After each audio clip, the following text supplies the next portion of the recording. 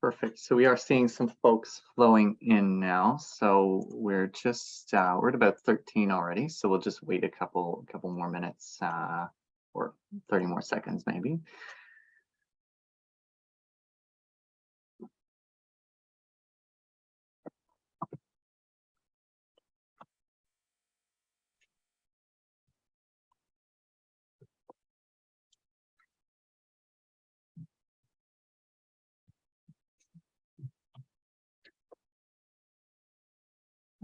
That looks about good. So we've got about 21 folks joining us today. So good morning, everyone, or good afternoon, I should say, for us anyways.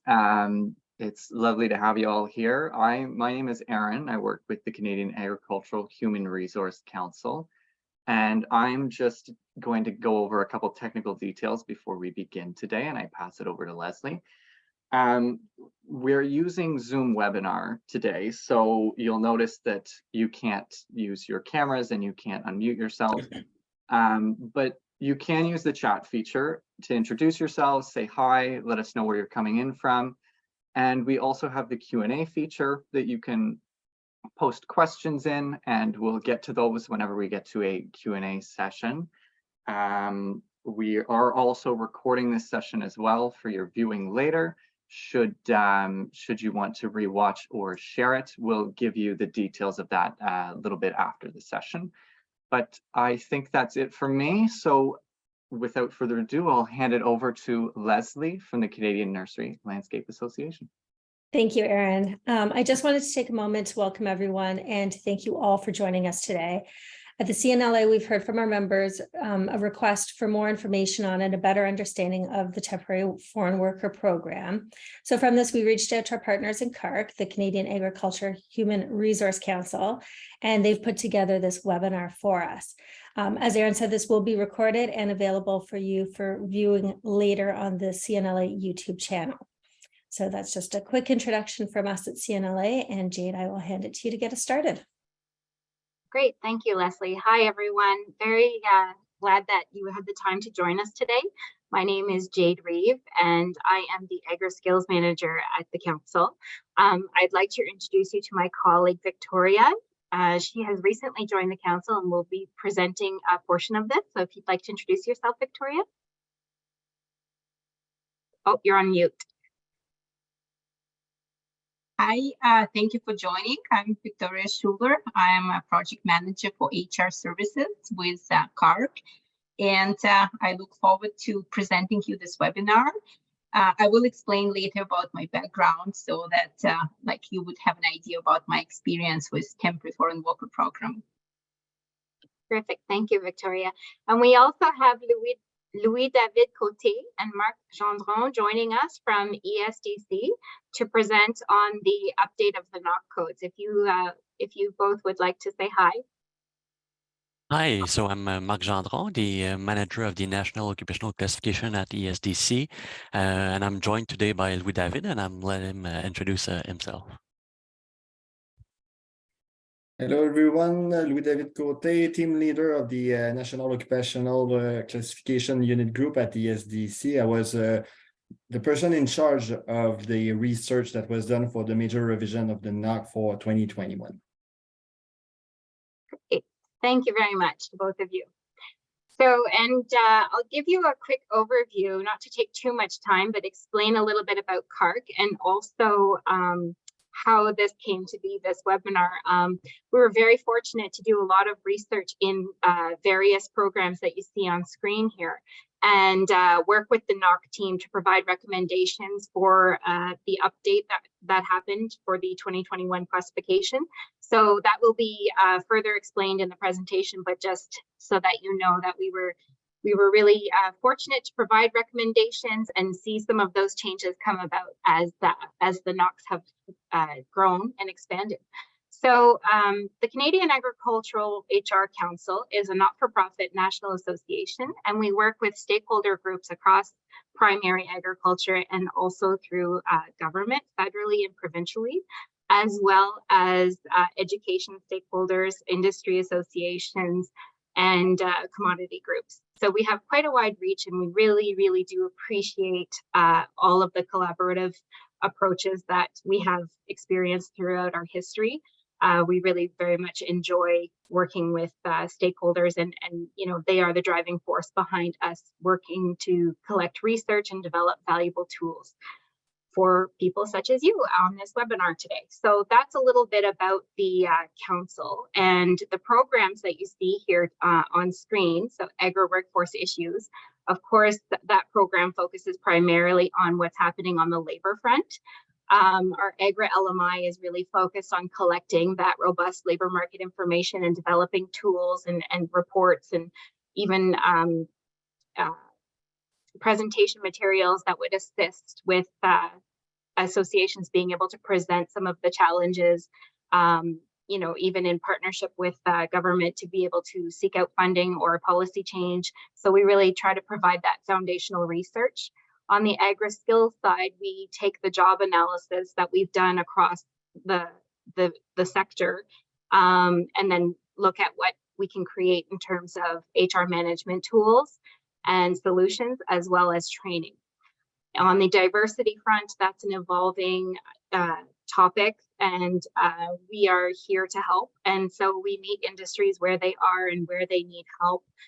We will, you know, work to develop tools, presentations, provide webinars to support various groups, as well as the equity deserving groups. And finally, our AGHRC talent piece is the student workplace program. So we have an opportunity to help employers support students in work term placements, as well as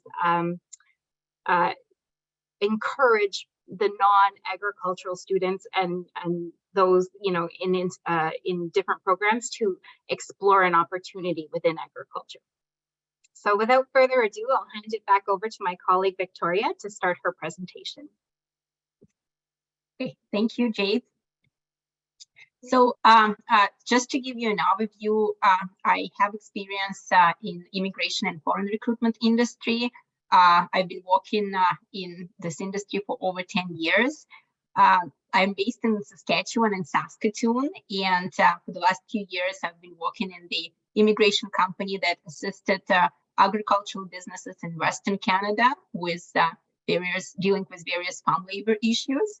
I also have a designation of an immigration consultant, so I submitted a lot of LMI applications in the past.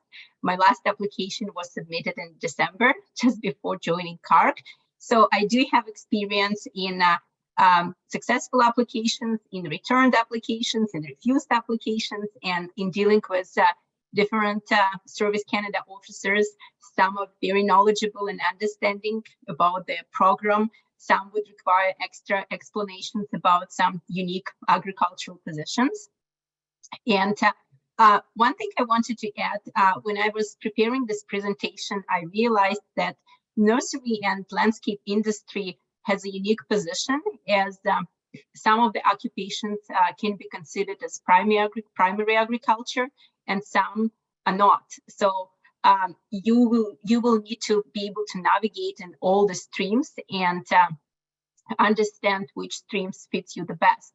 I will try to cover all the streams in my presentation, and try to be more practical as well.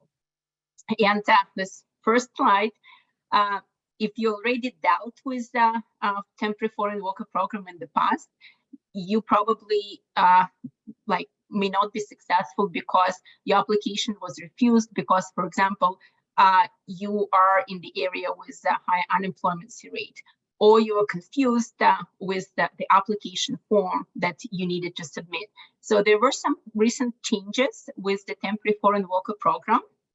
And from my experience, the changes are positive. It is becoming more and more user-friendly. And I also find from my experience in dealing with Service Canada officers that these days they're actually trying to assist you to navigate the program and approve your application instead of finding the reasons to refuse. So here are some latest changes that you may want to take into account.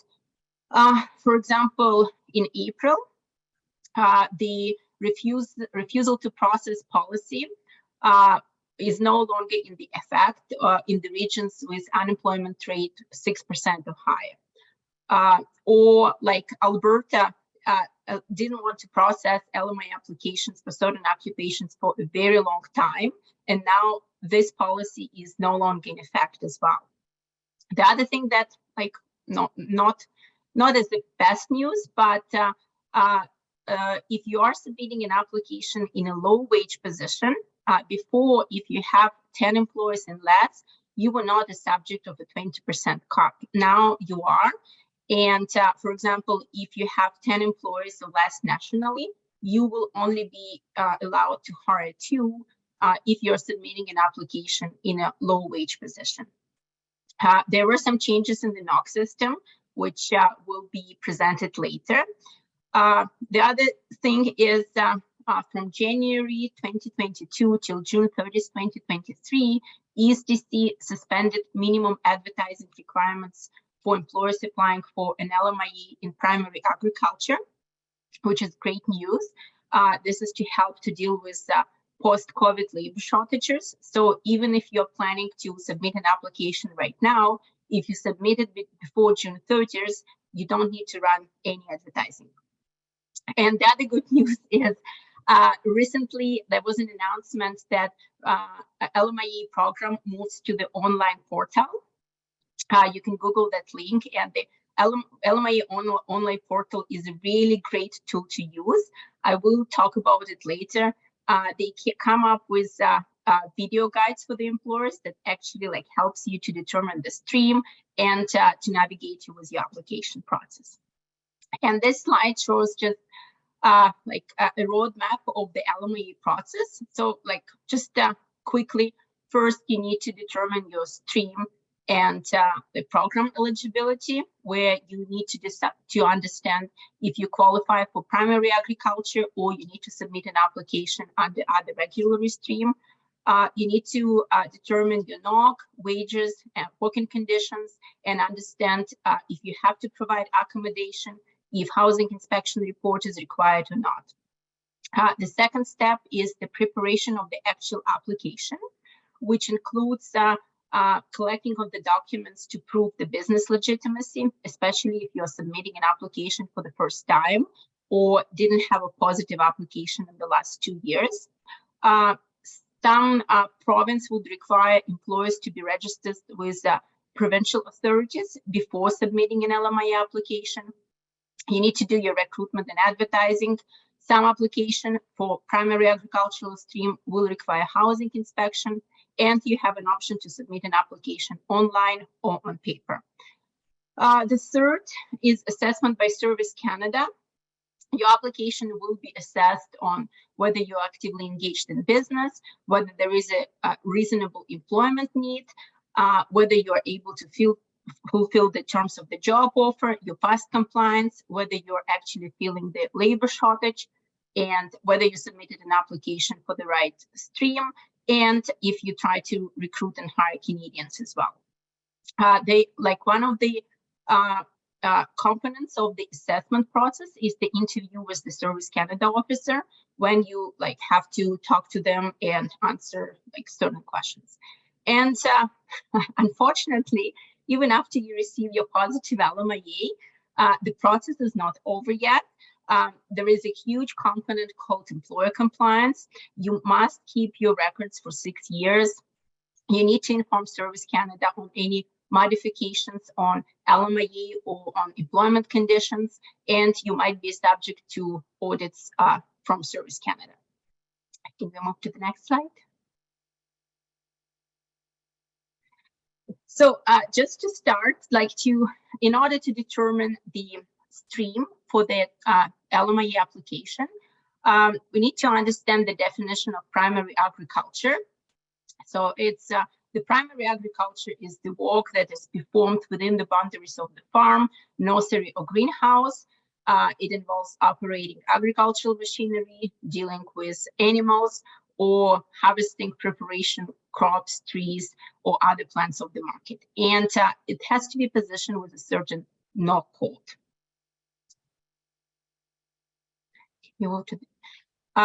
That's the interesting thing, that when I was doing my research for this presentation, I looked through the operational manual for assessing the LMI applications. And for example, work at the retail nurseries, such as the garden center, is not considered to work in the primary agriculture because the work location is not within the boundary of the farm, nursery, or greenhouse where the raw agricultural products were produced. So basically, if you are a garden center and if you're applying to hire a foreign worker, you can't use the primary agricultural stream. And the primary agriculture sector also doesn't include landscape architecture. These are the eligible NOCs and the titles or examples. The ones that could be applicable to nursery and landscape are highlighted in green, as you can see. And like later, there will be more information about the NOC codes. Like the previous slide, these are the NOCs that are not eligible for the primary agriculture. So these positions will have to be submitted into another stream. The other thing that you need to consider when you're deciding on the stream of your application is the median hourly wages. And these are the median hourly wages by province as of April 30th, 2022. The median wages are changing like every 6 to 12 months, so it needs to be monitored. And basically, if you are paying the wage that is below the median hourly wage, you have to submit an application for so-called low wage stream. If it's higher, it's so-called high wage stream, and which means like different requirements, different advertising requirements, and different contractual requirements. So this is just an overview of 4 streams where the agricultural or non-agricultural position can be submitted. The first one is SAWP, or Seasonal Agricultural Worker Program, and it is eligible only for primary agricultural occupations, only for citizens of Mexico or other participating Caribbean countries, and it's only 8 months seasonal employment. The other stream is called Ag Stream, which is also for primary agriculture for applicants or foreign workers from any country or any nationality. And the duration of employment could be seasonal or could be up to 24 months, depending on the employer's needs. High wage stream also, it could be any occupation, agricultural, non-agricultural. The recent change is the duration of the employment could be up to 3 years. If it's a non-agricultural occupation, there is a processing fee of $1,000 per position, and you also need to submit so-called transition plan. And low wage is for any occupation from any country, duration up to 2 years of employment, $1,000 per position if it's non-primary agricultural occupation, and you're subject of this 20% cap. This is a flow chart that would help you to determine the LMIA stream. So first, you need to see if the position is the primary agriculture or not, if the production is included in the national commodity list or not, whether the workers will be coming from Mexico, Caribbean, or other countries, and also the wage that you're offering. I will give examples on the next slides. Yeah, this is just an example. For example, like just the company like that I created, Greengrass Residential Landscape Maintenance, located in St. Albert. Yeah, they're looking to hire a landscape laborer to provide general landscape and lawn maintenance to its residential clients across the city. The starting wage is $19 per hour, depending on experience. The company ran job ads for a couple of weeks. No Canadians or permanent residency applied. Therefore, they're considering bringing a foreign worker from Mexico to work just for a season between May and October. Which LMIA program stream should they use? Is the position in primary agriculture? The answer is no, because it's not within the boundaries of the farm. It is servicing and doing the maintenance of the residential areas. So the answer is no. The second question we ask is the wage offered at or above the provincial or territorial median hourly wage. 19 is less, so the answer is no, which leads us to the low wage application stream. And here is an example number 2. This is an Ontario-based nursery. They're looking to hire seasonal laborers to work at their production nursery near Milton, Ontario. And the work is seasonal. It's from April till October. Again, after running job advertisement, no Canadians applied.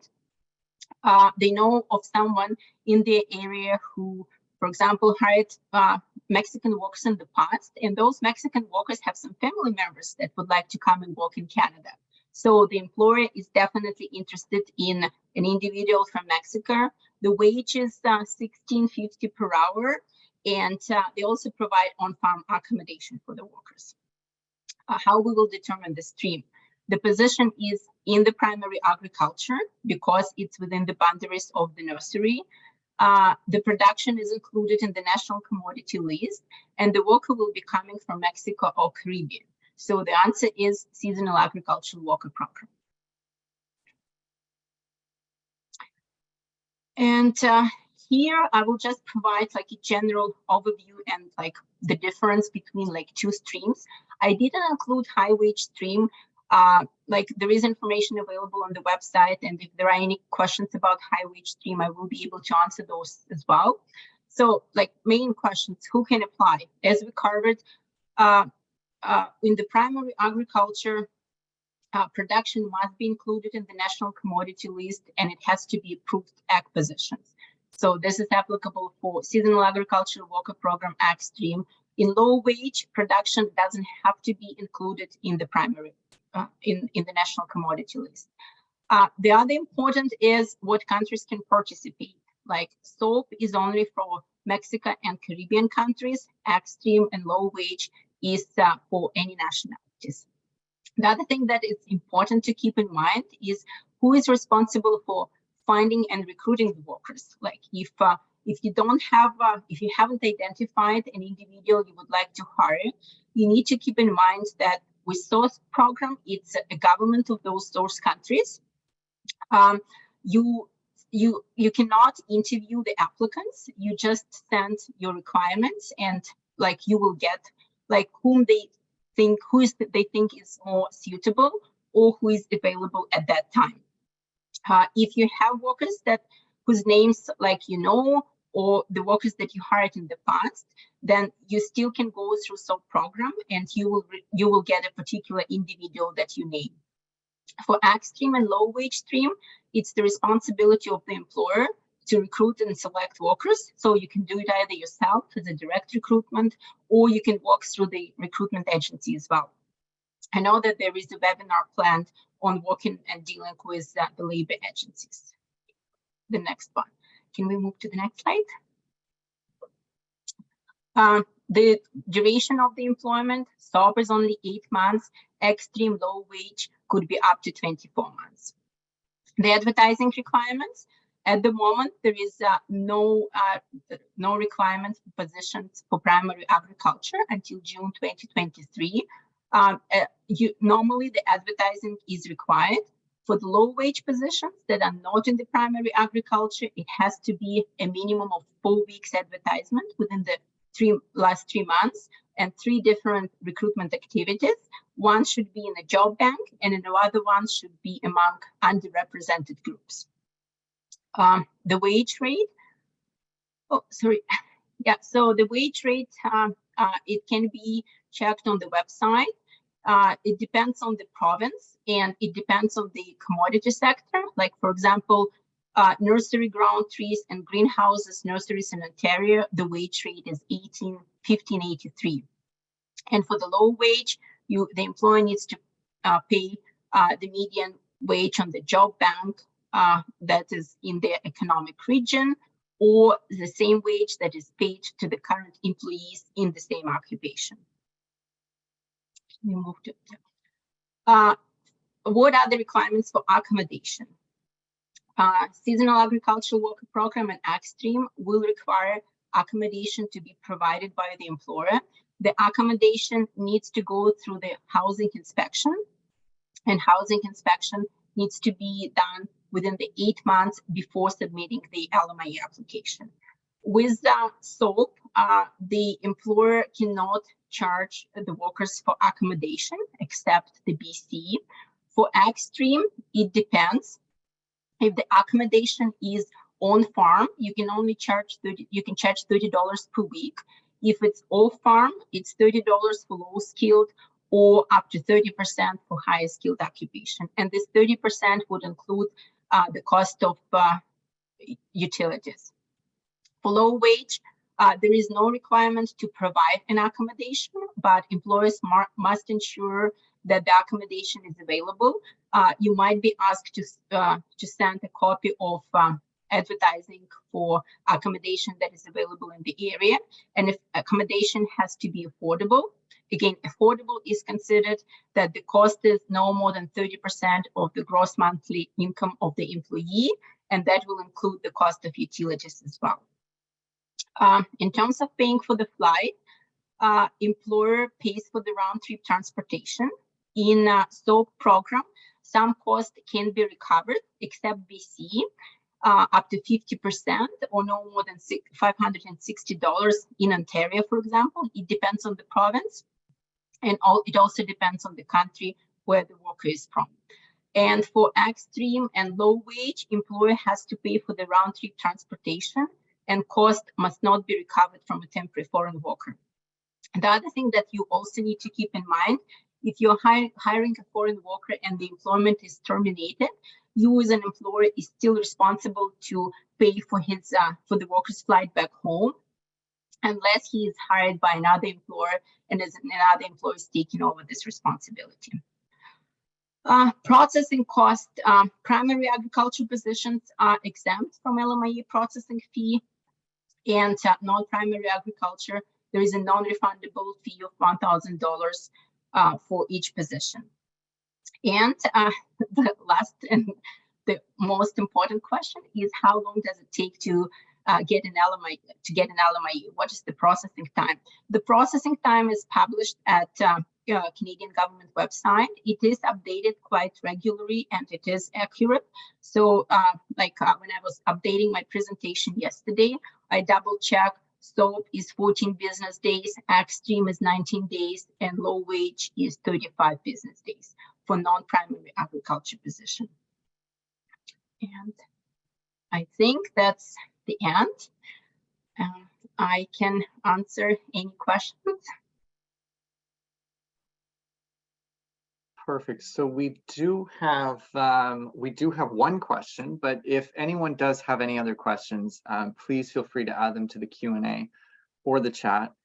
Or if you would like to ask your question verbally, you can raise your hand using the raise hand feature, and we can take your question verbally as well. So one question that we've got is about SAWP wages.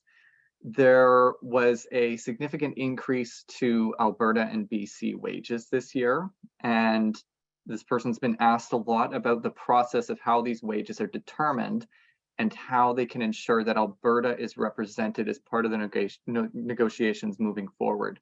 So I guess starting is, how are those wages determined? How does the government determine what wages should be paid?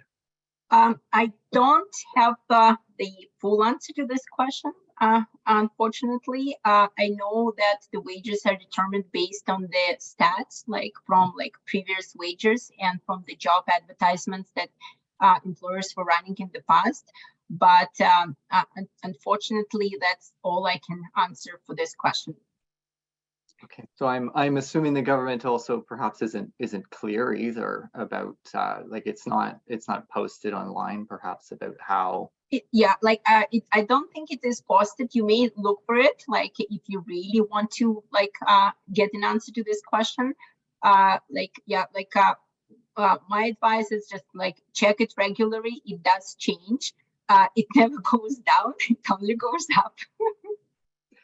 And for these folks who are kind of seeing these wage changes and perhaps not knowing why they've changed, how would you suggest perhaps that they can get involved in discussions with the government? Is that something they do usually? Do they have, you know, open forums for folks to come to and chat with them about the wages perhaps? You mean for the employers? Yeah. For the employers to speak to the government, does the government kind of decide the wages, or do they speak to employers and associations to There determine is like them? a minimum requirement what you need to pay based on the government side, based on the job bank. And again, like from my understanding, it is based on the stats. And I'm sure if there is a worse, it will be heard. Like the employers can talk to job bank or to ESDC about that. Okay, so more or less, I guess, see what the government posts on their sites, and perhaps even reach out to the governments themselves and the government departments, and maybe ask and see how they're developed and how they come up with these wages. Because I have heard that they change from year to year, and you know, sounds like there's been a change from Alberta and BC have the increase. So yeah. We'll move on to our next question, which is what happens once you get a positive LMIA? Congratulations if you got the positive LMIA. It depends like whether the LMIA is named or named, because when employer submits an LMIA application, you can either attach the name of the worker that you already identified, or like you need to submit a name like once you get a positive LMIA. For the agricultural position, the LMIAs are valid for 18 months, and for non-agricultural, it's 12 months, which means employer has this time to find and identify the workers, and the workers need to apply for their work permits. It doesn't mean that they need to be in the country and start working, but the application for the work permit needs to be done within the validity of the LMIA. If the worker is not identified, you will need to submit an additional form with the information of the worker. And after that, you will receive so-called named LMIA. And this named LMIA is needed for the worker to apply for the work permit, either in the worker's home country or at the border if the worker is eligible to apply at the port of entry. Okay, and now I've got another scenario for you, is what happens if they've got a positive LMIA and they're interested in hiring a temporary foreign worker who's already working in Canada but needs to change jobs? They need to change who they're working with or for. Then this worker would need to submit an application for a new work permit. Again, it depends on like where you are located. I know that in like Saskatchewan, Alberta, like Western Canada, the worker can actually go to the port of entry and do a procedure called flag hauling, when you can change your like work permit there. In like other provinces, the worker just needs to submit an application and wait. The wait time could be from like 30 days to longer, unfortunately. Okay, so it can take a little bit of time to get that done, seemingly. So we've got another question that says, sorry, now we're getting a bunch of questions, so it's moving around on me.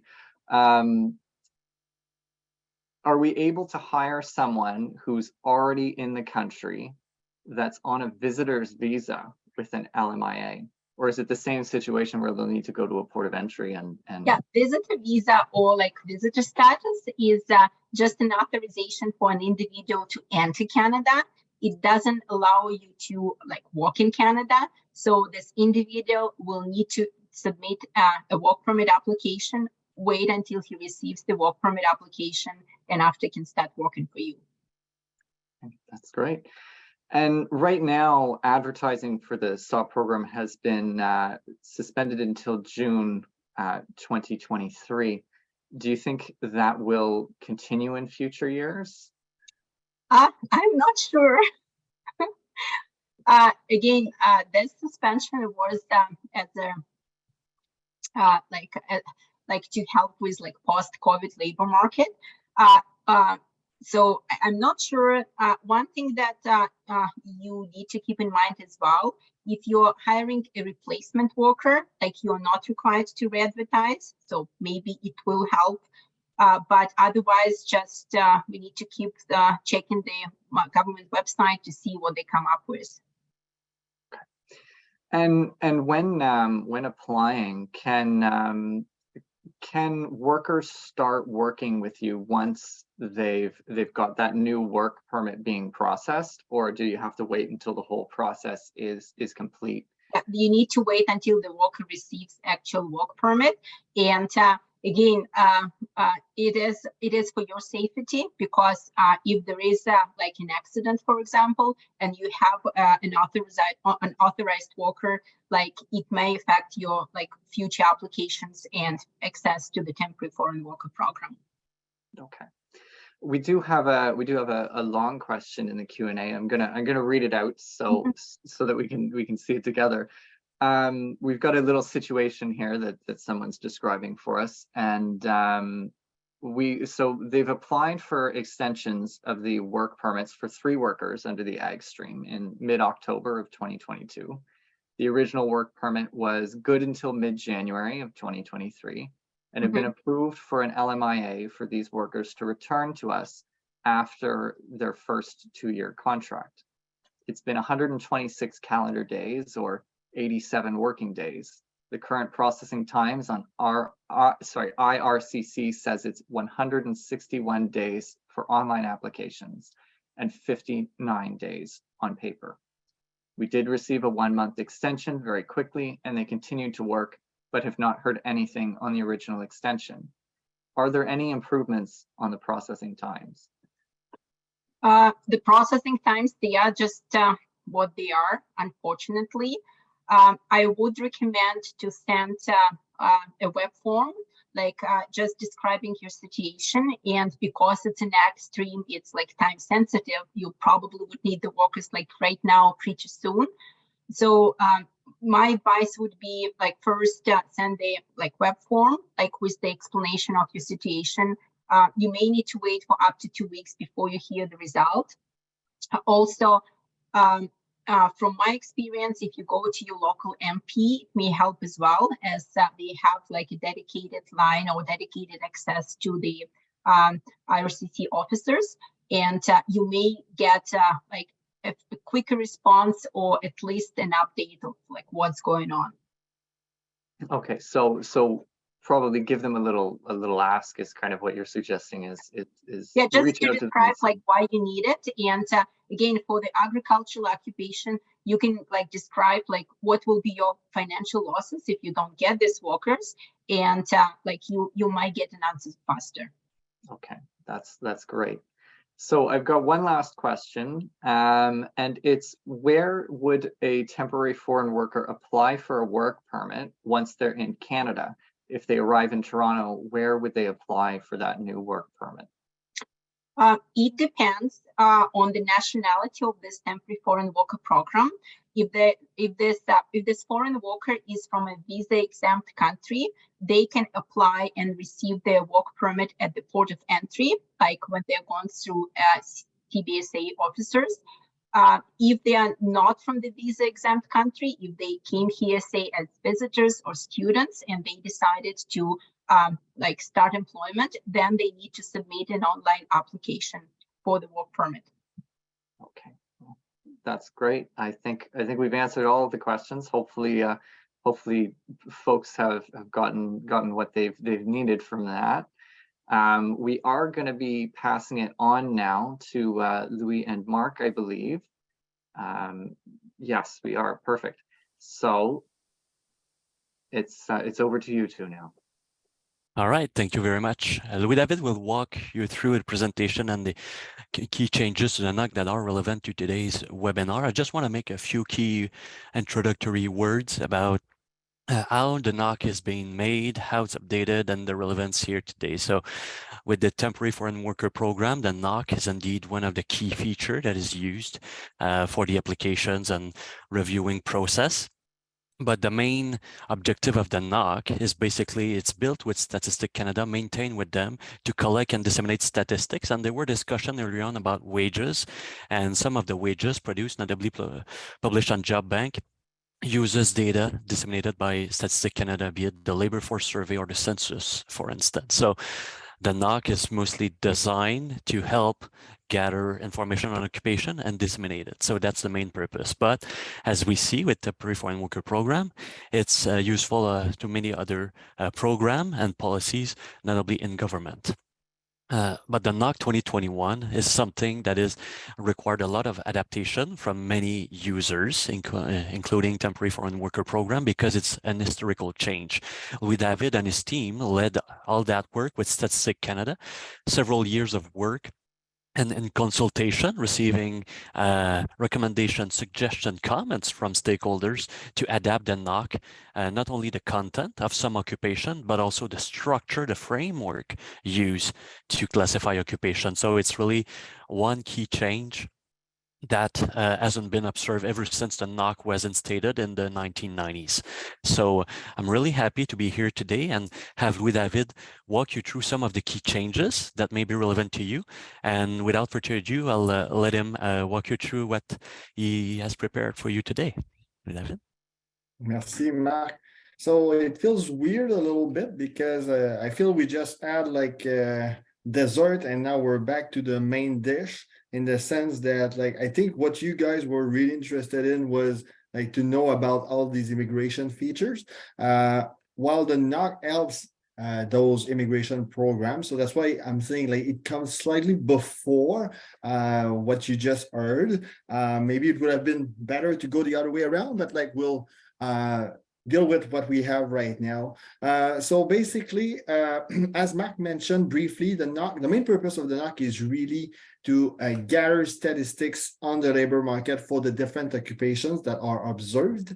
It is a standardized framework to use to describe all classifications in Canada. So really, it's important to focus on that point. The main purpose of the classification is really to gather statistics in the labor market. With time, the NOC has evolved and it has become a great labor market information tool, as it includes a lead statement, main duties, employment requirements for the different occupations in Canada. It has also been adopted by, for example, IRCC for their immigration programs to establish kind of a threshold or eligibility criteria to determine what occupations are eligible to immigrate to Canada or not. But really, it's important to understand that that was not the main purpose of the NOC. So when stakeholders comes to us asking us to change an occupation in the classification for immigration purposes, it's important to understand that we'll assess it not based on their immigration needs, but we'll assess the request based on whether it makes sense or not for statistical purposes. So really, it's not an immigration tool, but a statistical tool. And I'd like to emphasize that right from the get-go. So maybe we can go to the next slide. Maybe click another time, I believe.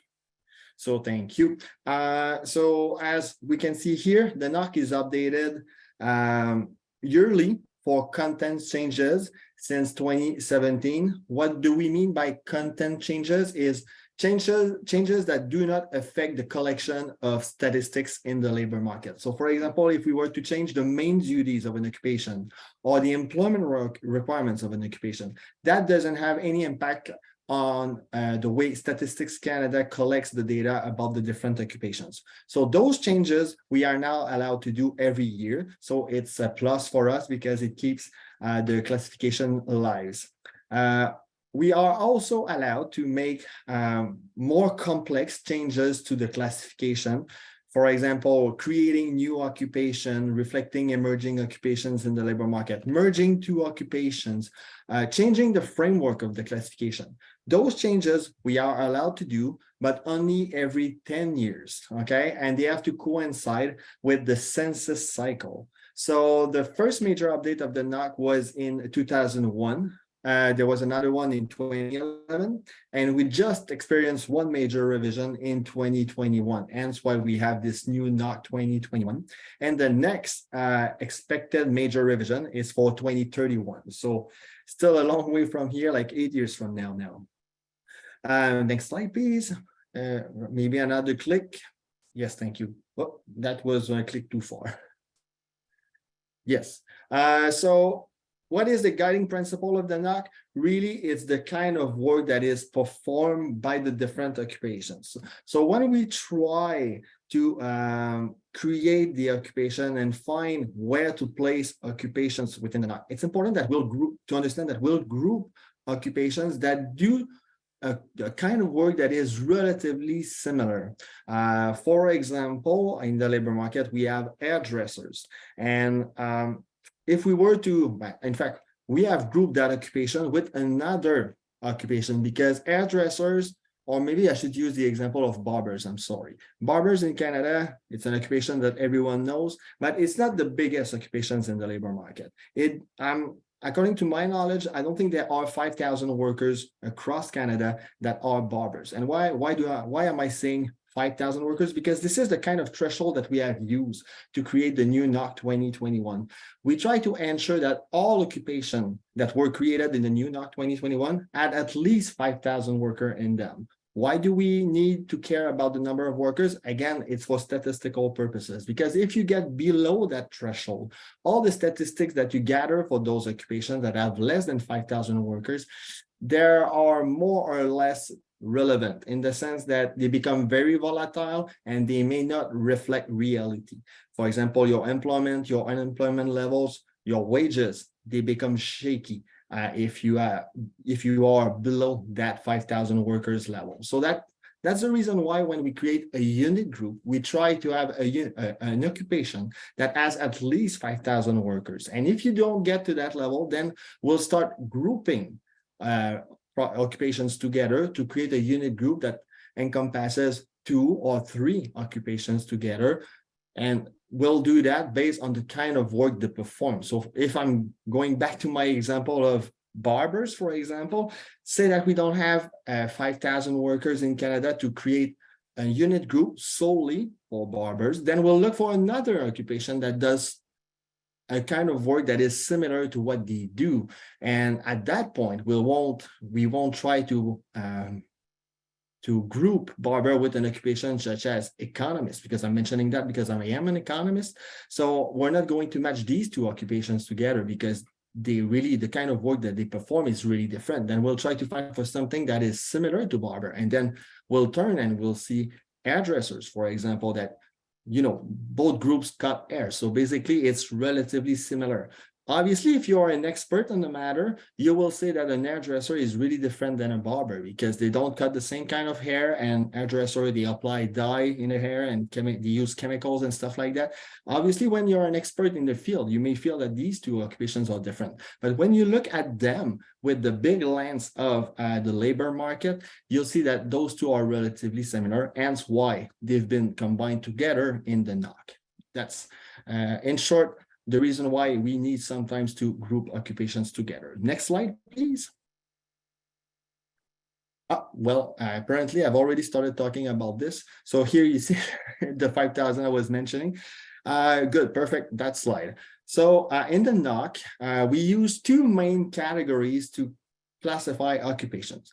The first category is called the broad occupational category, and it consists of the field of study or the industry of employment of the occupation. And as you can see, we have in the NOC 10 different sectors where to classify the different occupations. So in the case of agricultural occupations, you'll see them mostly under BOC 8 for natural resources, agriculture, and related production occupations. But there are some also that fall under BOC 2, natural and applied sciences and related occupations.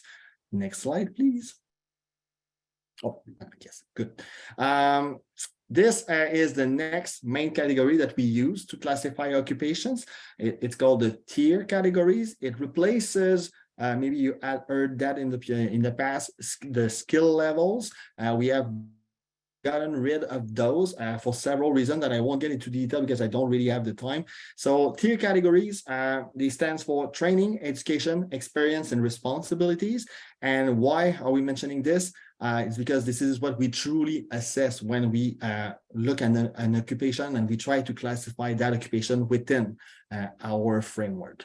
There are six tier categories. The first one being for tier 0 for management occupations, tier 1 for occupation usually requiring a university degree, tier 2 for occupations with supervisory responsibilities or usually requiring a diploma or an apprenticeship training of 2 or more years. Tier 3 for those occupations usually requiring a college certificate or an apprenticeship training of less than 2 years or more than 6 months of on-the-job training, but those cases are relatively rare, and we can count them almost on one hand. It's very specific cases that can be looked very specifically. Tier 4 for those occupations usually requiring completion of a high school diploma or several weeks of on-the-job trainings, and tier 5 for those occupations with no formal educational requirement and usually requiring just a short work demonstration. Now, next slide, please. And here we see a little mapping between the old system and the new system, but I won't get too much into that because it's not of an interest right now. So here we get into the meat of the presentation where we discuss the different changes that occur for the different agriculture occupations in the new NOC 2021. So as you can see, in the NOC 2016, we add 3 occupations for managers in the agriculture sector. And those 3 occupations are back in the new NOC 2021. There were no changes made to those, so not very relevant to discuss. Next slide, please. We add 2 occupations for supervisors in agriculture. The first one is 8252, agriculture service contractors, farm supervisor, and specialized livestock workers. That occupation has been, quote unquote, I'll say, split into 4 occupations, but it's not really true because basically just one job title went into 72,600. It's a aerial crop dusting service contractor. So it's not like it's just one job title out of all the job titles that were included in 8252. So it's not really important. And only one title also went into 85,100, livestock laborers. It's feedlot herd attendant. Okay. But basically, most of the group 8252 was split into 2. So what we did is that we split the agricultural service contractors and farm supervisors from the specialized livestock workers and from the specialized livestock workers, to which we added to another group that was already there in the classification previously, the farm machine operators. These guys were found under 8431 in the past, general farm workers. And so basically we took a little bit of 8252 and a little bit of 8431, and we grouped them together under a new NOC called specialized livestock worker, farm machinery operators. So this is what we did here. And we also add an occupations 8255 for contractors and supervisors in landscaping, ground maintenance, and horticulture services. That has remained unchanged. We still have that occupation on the new NOC 2021 under 82031. So we can go to the next slide. We also add 3 occupations for specialized agricultural workers under BOC 2, as I've mentioned. Again, those 3 occupations remain the same. There were no changes reported to those 3 occupations, and you can see their counterpart in the new NOC 2021 here. Next slide, please. So we add 2 occupations in agriculture at the worker level. The first one was 8431, general farm workers. That occupation got split into 3. So basically, that occupation sent job titles to 3 different occupations in the classification. So a number of workers, those that usually operate farm machinery, they were taken away from that group, and to that group, we decided to merge specialized livestock workers, not necessarily because of the nature of the task that these 2 workers do, but more in terms of where they stand in the hierarchy of the whole farm process, if I may. Hence why they are now found under tier 4, as I've mentioned earlier, because we found that according to our researchers, those had similar credentials to get into this occupation. And also important to mention that the labor part of the general farm workers were split into 2 occupations. The first one being 85-100 livestock workers, and the other one being 85-101 harvesting laborers in tier 5. Finally, we add the 1 occupation in nursery and greenhouse workers. That occupation got reclassified from 8432 to 85-103. But there were no changes done per se to that occupation. And next slide, please. And so we already had 2 occupations in agriculture for laborers, and those still exist, and they are now mapped to 85-101 for harvesting laborers and 85-102 for aquaculture and marine harvest laborers. So next slide, I'm kind of discussing a little bit the reason why, because we had received a number of suggestions from the CAHRC and other stakeholders about changes that were that could be implemented in the new NOC 2021. There were a number of those changes that were implemented, others that were not for various reasons. I'm not sure you want me to go through these reasons based on the time that remains to the presentation. So maybe we could just open the floor, but if you want me to go through these, I can certainly do so. It's up to you, depending on the level of interest of these 2 options. I think it would be best if we open the floor, if that's okay, because I think there's a number of questions. Yeah.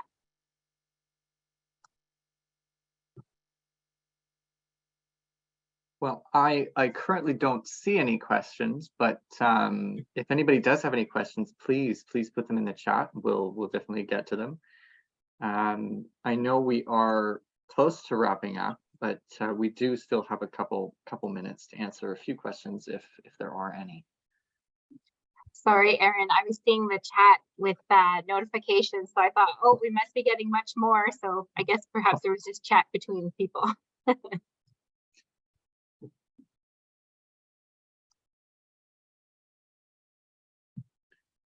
So seeing none, perhaps do we move towards a close then? Yeah. So, well, thank you so much, Louis David and Mark, for presenting with us today. We very much appreciate it. And even though we had dessert after supper, or I guess the other way around, it still was very, very important, and I think helpful to the group as we walk through the information. So our contact information is on screen if that's helpful. And if you do have any questions for Louis David or Mark, you can send those to me, and I will pass it along to help get some of that information clarified. I'll turn it over to Victoria for the final goodbye, and thank you all again for attending. And we will have this posted on the CAHRC YouTube channel, as well as CNLA will host it on their YouTube as well. Well, thank you. I hope I have some questions answered. And if you have any questions in future, my email was there. So reach out to us, and we look forward to doing next presentation on February 28th. Great. Leslie, any final words? Just thank you to all of our members who joined today. And if you have any questions, again, you can reach out to Jade, Victoria, or myself. Thank you so much for joining today. Super. Thank you. Bye, everyone.